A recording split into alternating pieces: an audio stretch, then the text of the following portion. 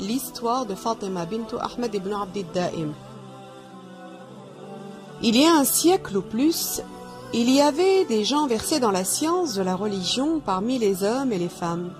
Et il y a 2 siècles, vivait à la Mecque une dame du nom de Fatima, fille de Ahmad, fils de Abd al-Da'im, qui était originaire d'Irak et avait appris la science de la religion dans son pays.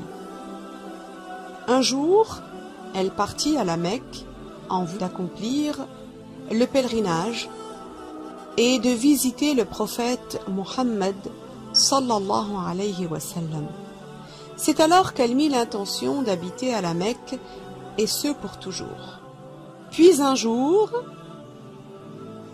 elle perdit la vue et demeura aveugle durant 2 années.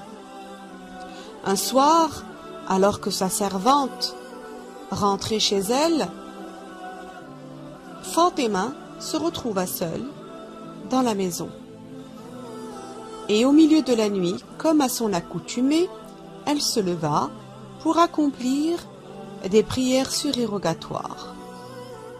Mais ne voyant pas, elle glissa sur une marche, tomba et se cassa 2 côtes.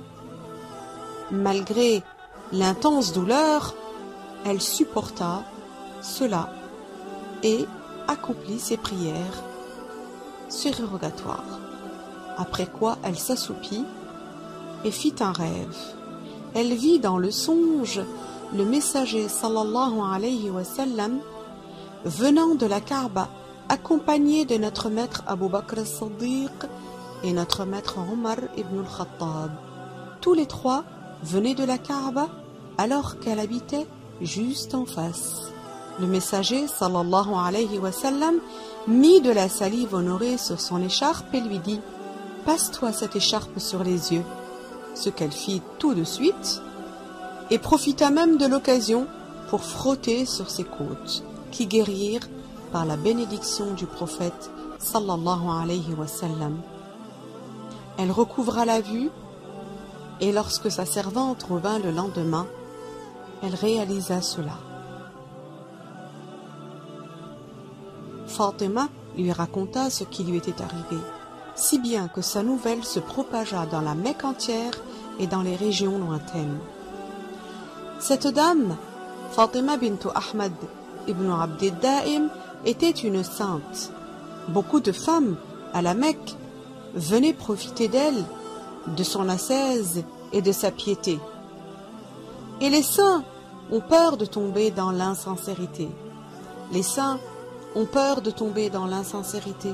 Ils ont peur d'être amenés à la corruption et à l'insincérité, car ils craignent pour eux cela. Ils craignent pour eux-mêmes de tomber dans la corruption.